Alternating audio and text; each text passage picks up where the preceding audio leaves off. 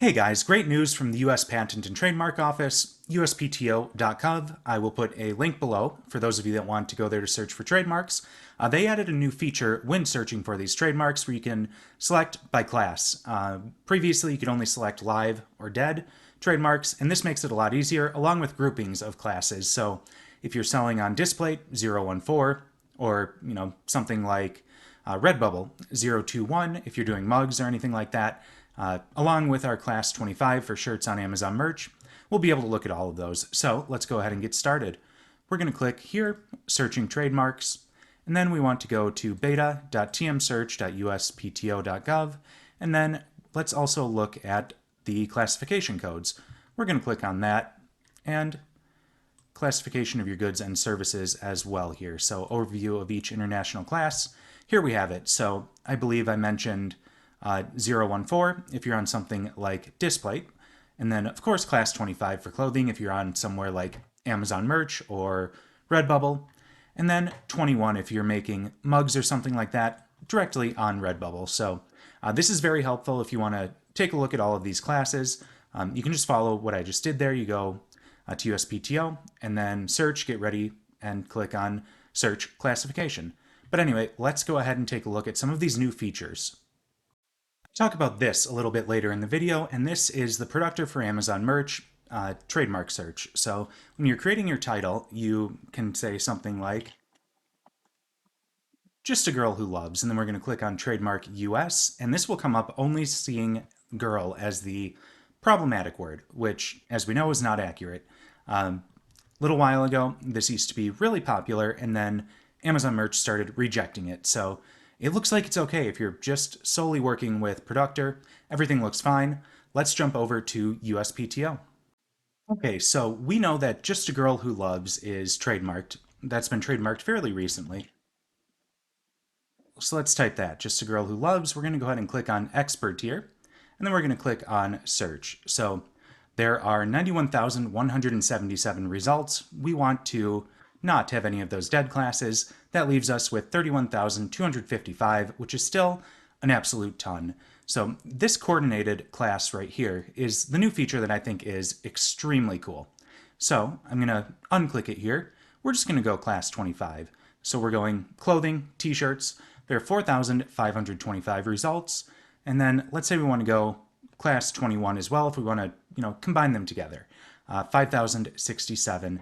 Then we said also what? Class 14?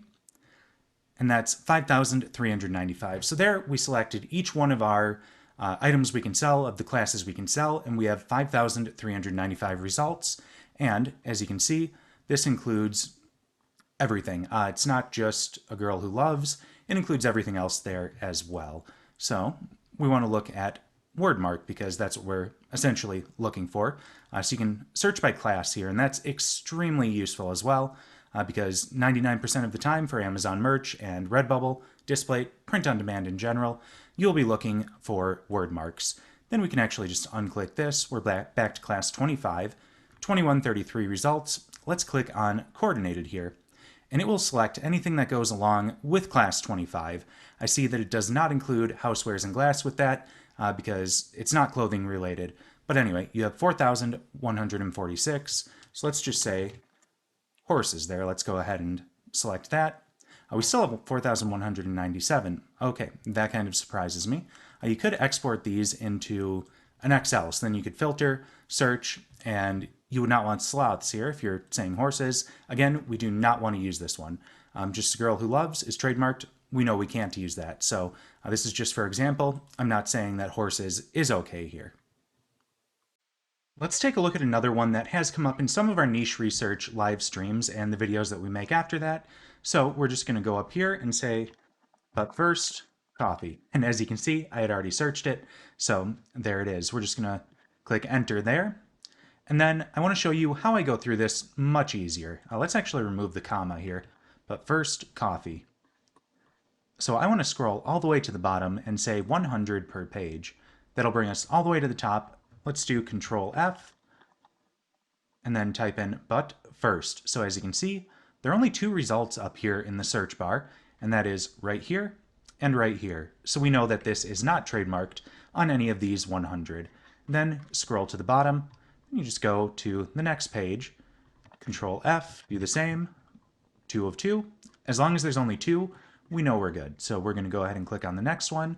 And this does get a little bit tedious if there are multiple pages, but it doesn't take that long. You're going 100 at a time, and if there are only a couple hundred results, okay, here we have 3 of 3, but first, me. So when I first saw the 3 of 3 pop up, that might not be a good thing, but since we're looking at coffee, that's perfectly fine. So we can go ahead and skip that. And let's see what class that was. That is class 25. Okay, so we would have to pay attention to that. We do have it selected as class 25 right now. So as you can see, the next page, 2 of 2. We're just going to do this for the next few. Control F, scroll to the bottom, Control F, scroll to the bottom. That's really all there is to it. You just want to search each one. But first, T. So English translation. Since we're looking at a word mark, we don't need to focus on this, even if it did say, but first coffee. Since it's translated, it doesn't matter. We wouldn't need to pay attention to it. So then, again, Control F, and there we go, 1 of 2. So as you can see, we went through those 900 essentially because we got to page 9 in just a minute here. So as we know, Productor has a really good trademark search feature. You just click a button, but personally, I don't trust it all that much. It's a great feature to have, but I would always like to double check myself, especially if it's something that is kind of on the fence. But first coffee isn't. Just a girl who loves is. I mean, that's something that we know would come up in the USPTO search, doesn't necessarily in Productor. So anyway, yeah, that was all I had for you guys. I wanted to show you guys this new feature, and I really like the class filter as well as the status filter over here and being able to search by the mark. So yeah, a couple things that make this a lot more streamlined, much more easy to use, and that I think improves the overall experience on the USPTO search. So again, you could also look by goods and services, depending on what you're doing, but we want to go by word mark. And then we have the classifications over here. So I don't know, can you guys see this? Let's zoom in a little bit. If you're selling on Fulfillment by Amazon or something like that, this may be more useful to you than us Amazon merch sellers find it, us Redbubble sellers. So yeah, very easy to find the classes we're looking for, as well as filtering by live, dead, and then the class filter, which this coordinated was one I was specifically talking about when I said they have a cool new feature. We could even click 21, houseware and glass, then we can find all of our classifications that really could affect us with print on demand. So anyway, yeah, thank you guys so much for watching. Hope you guys found this useful and it helps you avoid account terminations, helps you keep your account safe. Thank you for watching. If you haven't already, please like and subscribe. Leave any comments or questions below, and I will see you next time.